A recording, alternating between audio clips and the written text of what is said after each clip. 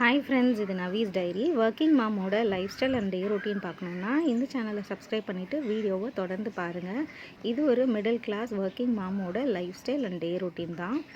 வாங்க இன்றைக்கி வீடியோக்குள்ளே போகலாம். ரொம்ப நாளுக்கு அப்புறம் ஒரு லாங் வீடியோவில் சந்திக்கிறதுல ரொம்ப சந்தோஷம்.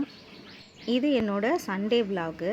சண்டே மார்னிங் எழுந்தோடனே வாசல் பெருக்கி கோலம் போட்டாச்சு. சின்னதாக தான் கோலம் போட்டிருக்கேன். சண்டே அப்படின்னா மிஸ் பண்ணாத முக்கியமான வேலை தோசை மாவு அரைக்கிறது. இன்றைக்கி நான் அதை தான் பண்ண போகிறேன். தோசை மாவு அரைச்சி வச்சாச்சுன்னா அந்த வீக் ஃபுல்லாகவே ஓரளவு டென்ஷன் ஃப்ரீயாக தான் இருக்கும். ஆல்ரெடி நைட்டு நான் பாத்திரம் எல்லாம் விளக்கி வச்சுட்டேன். அது எல்லாத்தையும் காஞ்சிடுச்சு. எடுத்து வைக்க வேண்டிய இடத்துல வச்சிடலாம் ஒன்று ஒன்றா. சண்டே மார்னிங் கொஞ்சம் மெதுவாக ரிலாக்ஸாக எழுந்து ஒரு வேலையை பார்க்கலாம் அப்படின்றதுனால நான் சாட்டர்டேவே எல்லா பாத்திரத்தையும் விளக்கி வச்சுட்டேன். யூஸ்வலாக ஸ்கூலுக்கு எடுத்துகிட்டு போகிற டிஃபன் பாக்ஸ் எல்லாம் ஒரு பக்கத்தில் வச்சுருவேன். கொஞ்சம் எடுக்கிறதுக்கு ஈஸியாக இருக்கும். அதே மாதிரி காஃபி மக்கெல்லாம் ஒரு சைடு வச்சுடுவேன். மற்ற ரெகுலராக யூஸ் பண்ணுற பாத்திரம் எல்லாத்தையும் இங்கே வச்சுருவேன். ஃபஸ்ட்டு காஞ்ச பாத்திரத்தெல்லாம் எடுத்து வச்சா தான் அடுத்து சிங்க்குள்ளே இருக்க 1-2 பாத்திரத்தையும் விளக்கிறதுக்கு கொஞ்சம் வசதியாக இருக்கும். அப்படின்றதுனால நான் ஃபஸ்ட்டு அதை தான் பண்ணுவேன் கிச்சனுக்குள்ளே வந்ததுக்கப்புறம். அதுக்கப்புறம் அடுப்பு மேடை ஃபுல்லாக ஒரு தடவை தொடச்சிட்டு அதுக்கப்புறமா சிங்கில் ஏதாவது 1-2 பாத்திரம் இருந்ததுன்னா அதையுமே விளக்கிடுவேன்.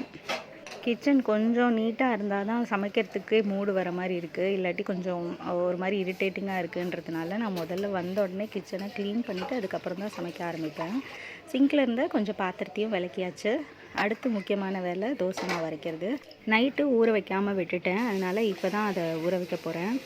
உளுந்தோடு நான் எப்போவுமே வெந்தயமும் போட்டு தான் ஊற வைப்பேன். இன்றைக்கி இட்லி போடுறதுக்கு நான் என்னென்ன எடுத்திருக்கேன் அப்படின்னா பச்சரிசி, புழுங்கரிசி, அதுக்கப்புறம் இட்லி அரிசி இது 3யுமே கலந்து ஒரு ட்ரம்மில் வச்சுருப்பேன். எப்போ இட்லிக்கு போடணும் அப்படின்னாலும் நான் அதிலேருந்து எடுத்து நல்லா ஒரு 4 தடவை கழுவிட்டு அதுக்கப்புறம் தான் ஊற வைப்பேன். இது ஒரு 4 மணி நேரம் ஊறட்டும். நம்ம மதியம் லஞ்சு சமைக்கும் போது அதை அரைக்க ஆரம்பிச்சிடலாம் அப்படின்ட்டு அரிசியை நல்லா வெளியில் வச்சாச்சு, ஊற வச்சாச்சு.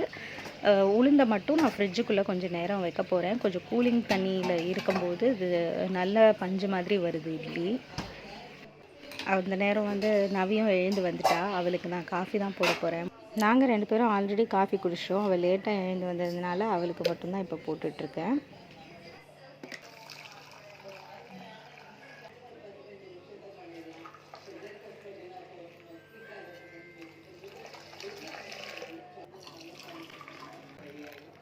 காஃபி ரெடி ஆகிடுச்சு. இதை கொண்டு போய் நவி கொடுத்துட்டு வந்துடலாம். அவள் ஏதோ அவளோட ப்ராஜெக்டுக்காக ஒர்க் பண்ணிகிட்ருக்கா.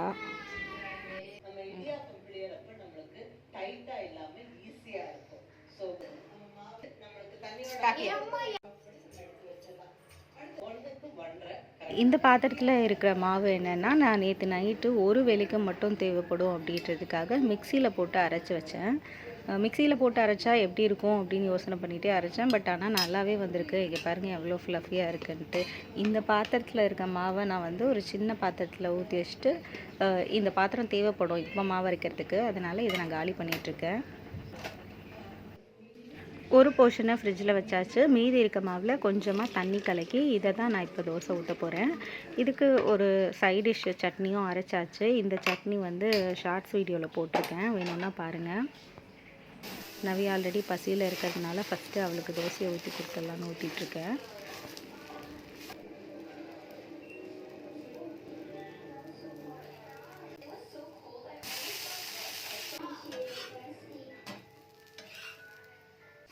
தோசை சூப்பராக ரெடி ஆகிடுச்சு. அதுக்கு சைட் டிஷ்ஷும் ரெடி ஆகிடுச்சு. நான் வீட்டை ஃபஸ்ட்டு சாப்பிட சொல்லிடுவோம். அதுக்கு முன்னாடி நம்ம டேஸ்ட் பண்ணிவிடுவோம். பிரேக்ஃபாஸ்ட் எல்லாம் முடிச்சதுக்கப்புறம் நான் ஒரு 4 மணி நேரம் ஆயிடுச்சு. அதுக்கப்புறம் நான் கிரைண்டரில் அரைக்கிறதுக்கு ரெடி பண்ணிகிட்ருக்கேன். கிரைண்டரை நல்லா கழுவிட்டு ஃபஸ்ட்டு உளுந்தை தான் அரைக்க போகிறேன். உளுந்து ஃப்ரிட்ஜில் வச்சுருந்தேன். அது நல்லா ஊறிடுச்சு. ஃபஸ்ட்டு உளுந்தை போட்டுடலாம். அதுக்கப்புறமா அரிசி போட்டால் கொஞ்சம் ஈஸியாக இருக்கும். உளுந்து கொஞ்சமாக தண்ணி விட்டு அப்பப்போ தண்ணியை மட்டும் தெளித்து அரைச்சோன்னா நல்லாயிருக்கும். ஆல்ரெடி ஃப்ரிட்ஜுக்குள்ளே வச்சுருந்தோம் இல்லையா, அந்த கூலிங் தண்ணியவே கொஞ்சமாக அப்பப்போ தெளித்து அரைப்போம். ஒரு ரவுண்டு உளுந்து போட்டுட்டு நான் அதுக்குள்ளே குளிச்சுட்டு வந்துடுறேன்.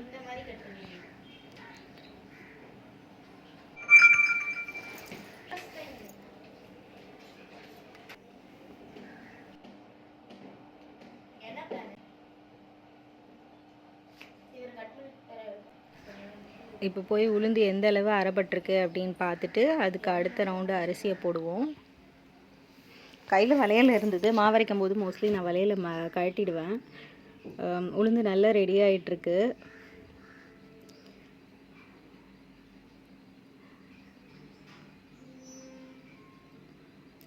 இதை அள்ளிட்டு நான் அடுத்த ரவுண்டு அரிசியை போட போகிறேன்.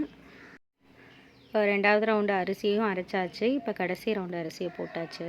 இதோட தேவையான அளவு உப்பை கலந்து நான் வந்து ஒரு 3 பாத்திரத்தில் தனித்தனியாக பிரித்து வைக்க போகிறேன்.